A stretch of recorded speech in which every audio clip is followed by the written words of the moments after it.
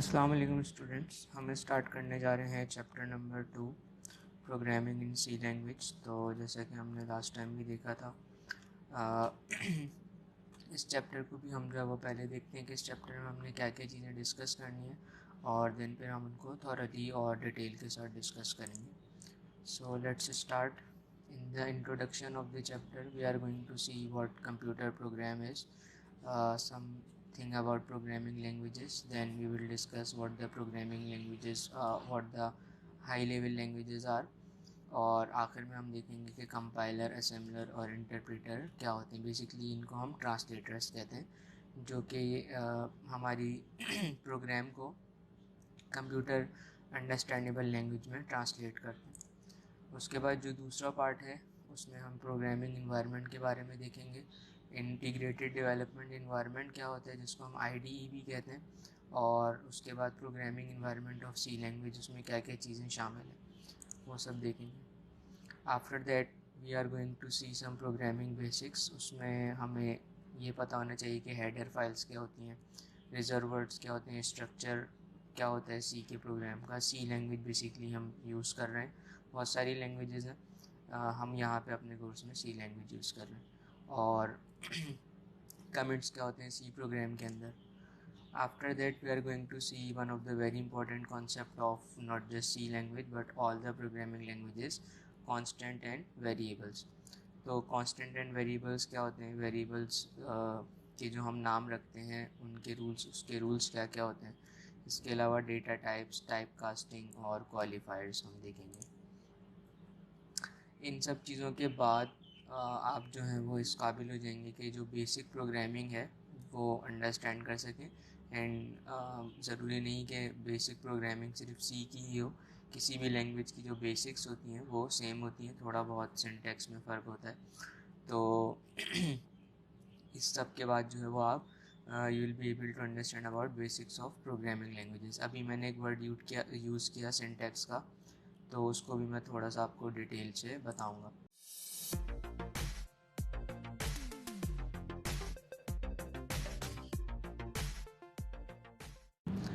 तो सबसे पहले अगर हम बात करें कंप्यूटर प्रोग्राम एंड प्रोग्रामिंग की, तो कंप्यूटर प्रोग्राम और प्रोग्रामिंग बेसिकली हमारे पास सिंपली क्या है, process of writing a computer program in any programming language to solve any problem is simply programming. तो उस प्रोसेस को हम प्रोग्रामिंग कहते हैं, जिसमें हम कोड करते हैं और या एक कंप्यूटर प्रोग्राम बनाते हैं अपनी किसी प्रॉब्लम को सॉल्व करने के लिए। वो प्रॉब्लम आपकी बहुत ही बेसिक तरीन प्रॉब्लम भी हो सकती है, जस्ट लाइक 2 नंबर्स को ऐड करने का प्रोग्राम बनाना है, छोटा सा कैलकुलेटर बनाना है, या कोई बहुत बड़ी सॉफ्टवेयर भी हो सकता है जैसे कि MS ऑफिस हो गया या ब्राउज़र्स हो गए, कुछ भी चीज़ हो सकती है। Each and everything is done by programming. तो set of instruction is a computer program, और जो सेट ऑफ इंस्ट्रक्शन होता है बेसिकली वो हमारा कंप्यूटर प्रोग्राम होता है। तो प्रोग्रामिंग की जो एग्जांपल है वो बेसिकली ड्राइविंग के जैसी ही है। ड्राइविंग के जैसी क्यों है कि नो मैटर वॉट आप ड्राइविंग से रिलेटेड कितनी भी किताबें पढ़ लें, लेकिन जब तक आप उसको ख़ुद से एक्सपीरियंस नहीं करेंगे, गाड़ी में नहीं बैठेंगे और उसको चलाना स्टार्ट नहीं करेंगे, तब तक आपको ड्राइविंग नहीं आएगी। तो प्रोग्रामिंग का भी बिल्कुल सेम यही रूल है कि आप कितनी ही वीडियोस देख लें, ट्यूटोरियल्स देख लें, टीचर्स से समझ लें, बुक्स पढ़ लें, लेकिन जब तक आप प्रोग्रामिंग करना स्टार्ट नहीं करेंगे तब तक आपको प्रोग्रामिंग जो है वो सही मायनों में नहीं आएगी। तो प्रोग्रामिंग सीखने का अच्छा तरीका ये है कि आप जो चीज़ कॉन्सेप्ट समझें उसको उसी वक्त साथ साथ इम्प्लीमेंट भी करते रहें। तो this is all about computer program and programming. इसके बाद हम बात करते हैं सिंटैक्स और सिमेंटिक्स की। बेसिकली सिंटैक्स और सिमेंटिक्स हमारे पास क्या होता है, तो जो सिंटैक्स होता है इसका सिंपल मतलब होता है हमारे पास रूल्स, ठीक है। और जो सिमेंटिक्स होता है इसका मतलब हमारे पास होता है मीनिंग। तो रूल्स और मीनिंग में क्या फ़र्क है, रूल्स और मीनिंग में बहुत सिंपल सा फ़र्क है। अभी मैं आपको डिफ़ाइन भी कर देता हूँ। किसी भी सेंटेक्स को लिखने के हमारे पास जो है वो कुछ रूल्स होते हैं और उन रूल्स की बेस पे उनके कुछ सिमेंटिक्स होते हैं। जैसे फॉर एग्जांपल यहाँ पे क्या लिखा हुआ है, rules for writing any language and actual meaning of a sentence और इंस्ट्रक्शन। अब मैं इन दोनों की अगर आपको जनरल एग्जांपल दूं तो मैं उसको ऐसे दे सकता हूँ, जैसे फॉर एग्जांपल हमारे पास एक सेंटेंस होता है जिसका स्ट्रक्चर होता है सब्जेक्ट प्लस वर्ब की फर्स्ट फॉर्म प्लस ऑब्जेक्ट। ठीक है, अब आपको पता चल गया होगा कि ये मैं बात कर रहा हूँ प्रेजेंट इंडेफिनिट की। ये मैं और आपको टॉपिक क्या समझा रहा हूँ, सिंटैक्स और सिमेंटिक्स। तो इसकी बेस पे मैं बहुत सारे सेंटेंसेस बना सकता हूँ, जैसे for example I play football.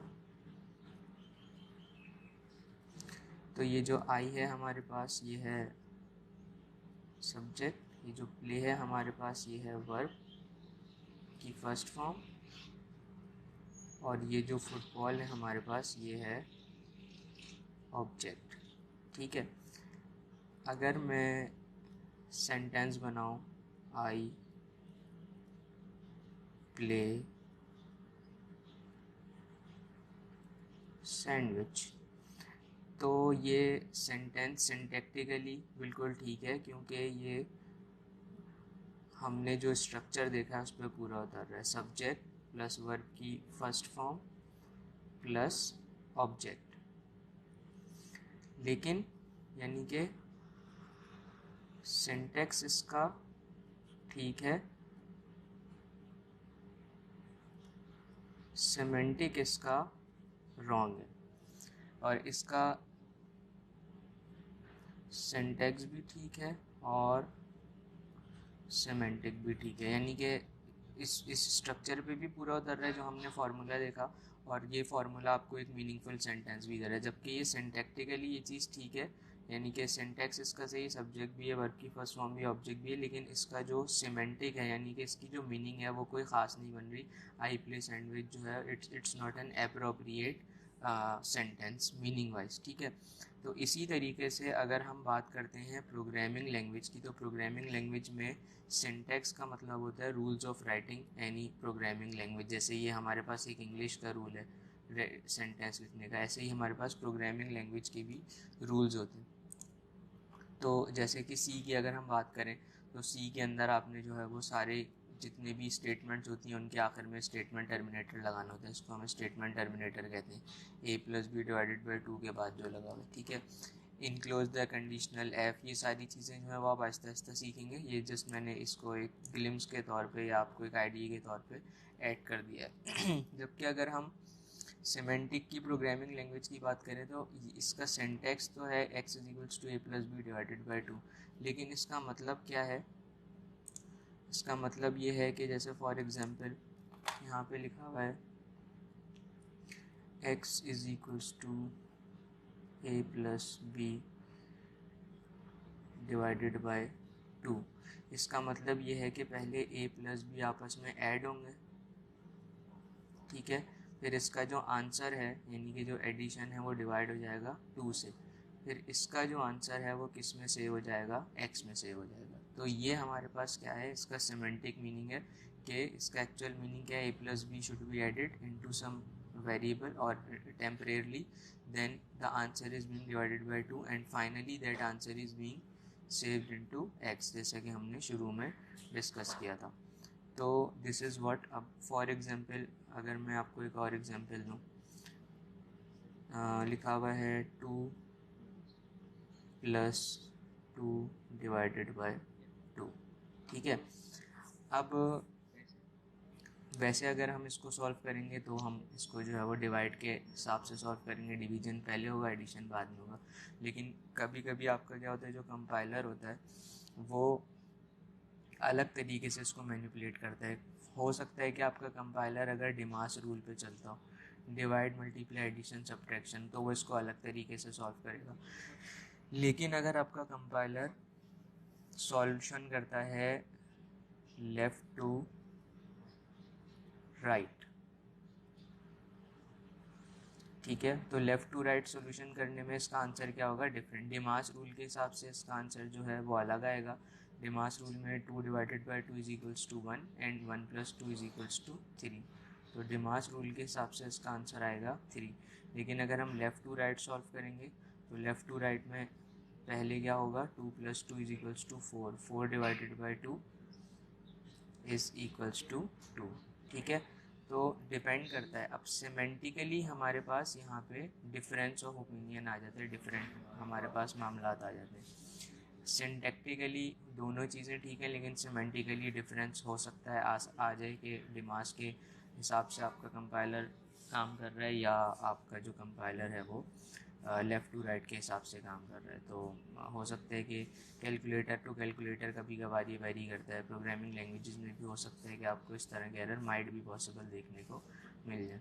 The point is के that you need to remember के कंपाइलर जो सिंटैक्स एरर है, जो सिंटैक्स है वो आपके कंपाइलर के अंदर पहले से सेव हुए होते हैं, तो वो किसका काम होता है, ज़्यादातर कंपाइलर का। अभी ऑल तो मैंने आपको बताया नहीं कि कंपाइलर क्या होता है, but in the mean while बस समझ लीजिए कि कंपाइलर का काम है। जबकि सिमेंटिक्स जो है वो किसका काम है, वो है प्रोग्रामर का काम, इन सारी चीज़ों को देखने के कौन सी चीज़ किस तरीके से इवेल्युएट होगी एंड ऑल दैट। ठीक है, तो आई होप कि आपको आइडिया हो गया होगा what syntax is and what semantics is.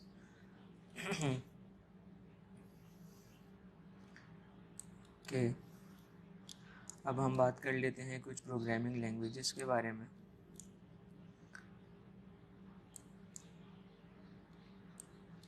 तो प्रोग्रामिंग लैंग्वेजेस में हमारे पास अगर आप देखें तो डिवीज़न हमारे पास होती है प्रोग्रामिंग लैंग्वेजेस के अंदर दो हिसाब से, either they are high level और either they are low level. High level languages की डिवीज़न हम करते हैं मज़ीद 3 टाइप्स में, प्रोसीजरल, स्ट्रक्चर और ऑब्जेक्ट ओरिएंटेड। और लो लेवल की हम करते हैं मशीन लैंग्वेज और असेंबली लैंग्वेज के हिसाब से।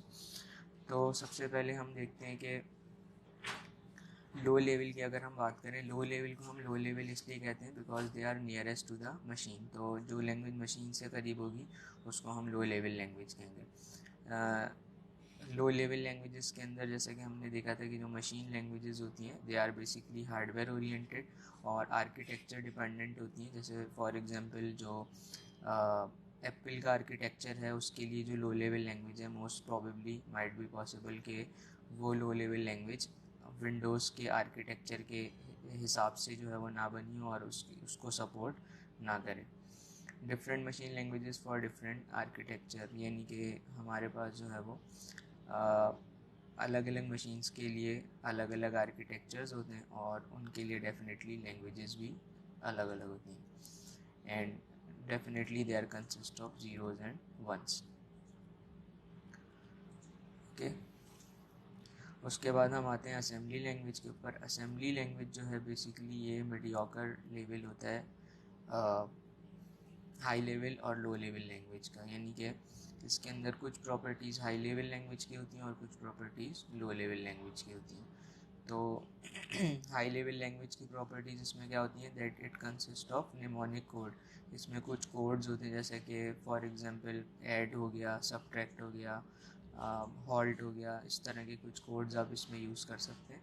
मशीन लैंग्वेजेस में आपको ये काम ज़ीरोज़ और वन से करना पड़ता है एंड ऑफ कोर्स क्योंकि ये मीडियोकर लेवल पे है तो you can contact hardware directly with the help of this language.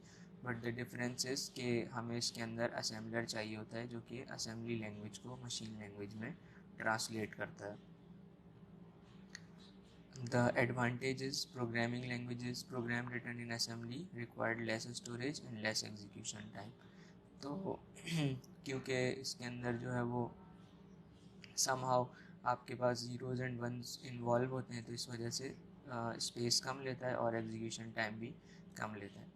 जबकि अगर हम हाई लेवल लैंग्वेजेस की बात करें तो हाई लेवल लैंग्वेजेस जो हैं वो हमारी नियरेस्ट टू नेचुरल लैंग्वेजेस होती हैं, यानी कि जो हमारी नेचुरल लैंग्वेजेस हैं उनके करीब होती हैं। और इसमें बहुत सारे अल्फाज जो हैं वो हमारी इंग्लिश लैंग्वेज से ही लिए गए हैं, जैसे इफ़ हो गया, एल्स हो गया, वाइल हो गया, इस तरह के बहुत सारे अल्फाज हैं जो हम प्रोग्रामिंग लैंग्वेजेस में यूज़ करते हैं। They are use widely to write program for different platform, easy to learn and needs translator. तो हाई लेवल लैंग्वेजेस को जो है वो ट्रांसलेटर रिक्वायर्ड होता है और क्योंकि अल्टीमेटली हाई लेवल लैंग्वेज हमारे लिए आसान है समझना और उसमें प्रोग्राम करना, लेकिन कंप्यूटर को जो चीज़ चाहिए वो है मशीन लैंग्वेज। तो ट्रांसलेटर को भी अभी हम डिटेल से देखेंगे थोड़ा सा, बट ये है कि इसकी जो कोडिंग है और जो उसमें डीबगिंग है, डीबगिंग का मतलब होता है debugging is simply what, debugging is simply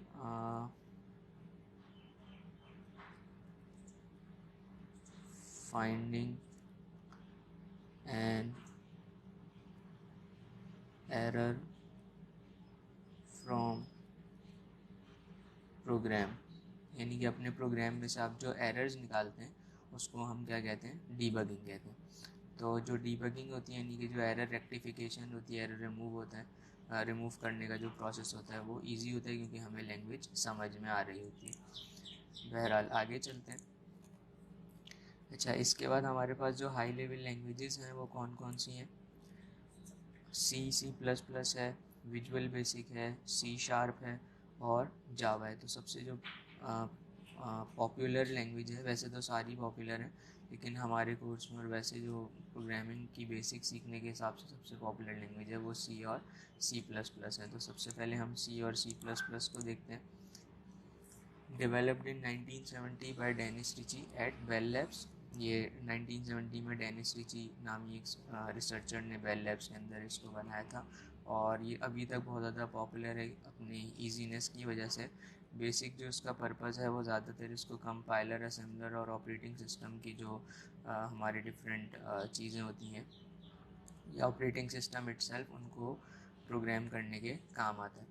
और जो C++ है हमारे पास ही सुपर सेट है सी का, यानी कि जैसा एक्सटेंडेड वर्जन आते हैं ना सॉफ्टवेयर्स के, तो इसी तरीके से हमारे पास जो है वो C++ जो है वो एक्सटेंडेड वर्जन है जिसके अंदर बहुत सारी ऐसी चीज़ें जो C में नहीं थी वो C++ के अंदर मौजूद है। More robust than C, also developed in Bell Labs. Of course इसको भी बेल लैब्स के अंदर ही बनाया गया था। उसके बाद अगर हम बात करते हैं विजुअल बेसिक की, तो विजुअल बेसिक जो है इसके अंदर जो बेसिक डिफरेंस है वो ये है कि it provides GUI for programming Windows है, जिसके अंदर आपके पास एक ग्राफिकल यूज़र इंटरफेस होता है जो कि आप ओके जो कि आप अपनी प्रोग्राम्स को इजीली बना सकते हैं। And visual basic is commonly use for payroll, inventory and program like these. उसके बाद अगर हम बात करते हैं तो आती है हमारे पास C#। इसको हम C# प्रोनाउंस करते हैं, लिखते हैं हम इसको ऐसे हैश के साथ। माइक्रोसॉफ्ट ने बनाई थी। It is one of the very most popular language nowadays. Syntax जो है वो इसका सिमिलर है C और C++ से, और इसको ज़्यादातर वेब ऐप्स बनाने के लिए इस्तेमाल किया जाता है। वेब के ऊपर आप जो एप्लीकेशन डिफरेंट इस्तेमाल करते हैं वो हमारी C# यूज़ करती है, C# के थ्रू बनाई जाती हैं। और भी लैंग्वेजेस हैं but C# is one of them. All type of programs included game utilities operating system can be developed using C#। तो ये सारी चीज़ें जो है वो आप C# को यूज़ करते हुए बना सकते हैं। इसके अलावा अगर हम बात करें और लैंग्वेजेस की तो जावा है हमारे पास। ये सन माइक्रो सिस्टम्स एक पूरा जो है वो एक इदारा है, उन्होंने जो है वो डेवलप किए। Small programs can be embedded in web pages can be access through internet. तो ये ज़्यादातर अपने जो छोटे प्रोग्राम्स होते हैं उनको वेब पेजेस पे एम्बेड करने के लिए इस्तेमाल की जाती थी और की जाती है।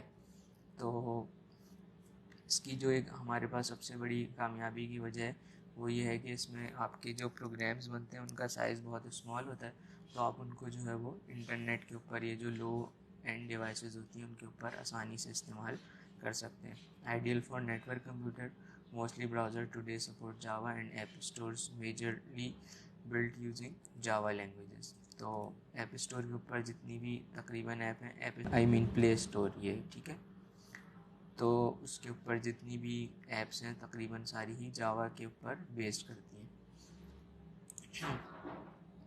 अब हम बात करते हैं ट्रांसलेटर्स की। तो ट्रांसलेटर्स हमें क्यों रिक्वायर्ड होते हैं, सबसे पहले तो ये समझ लीजिए।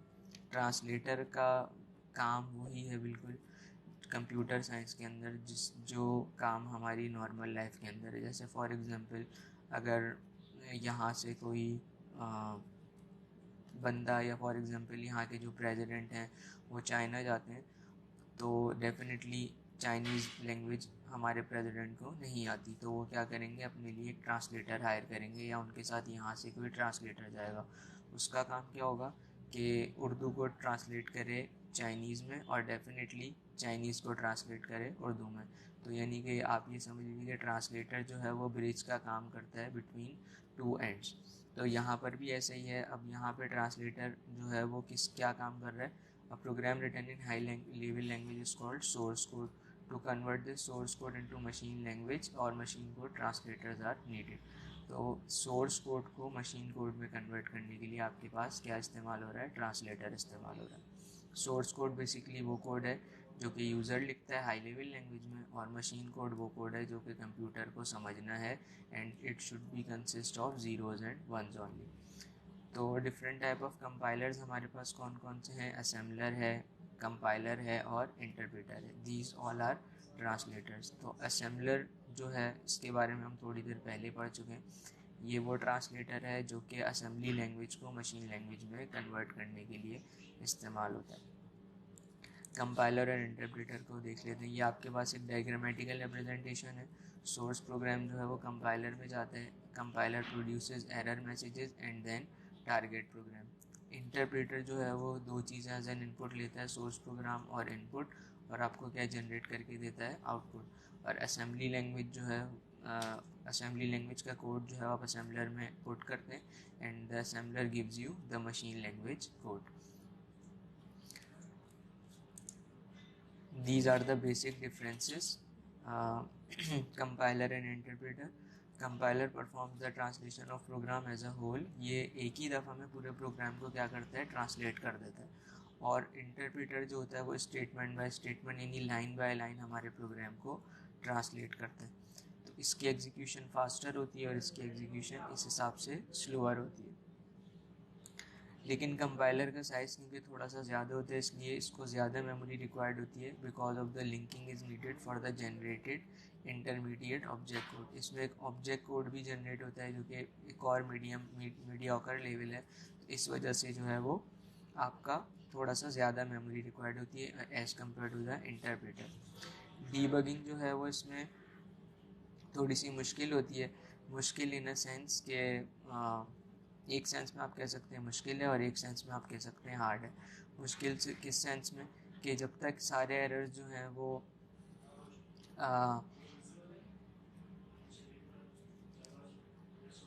debugging is hard as the error messages are generated after scanning the entire program only.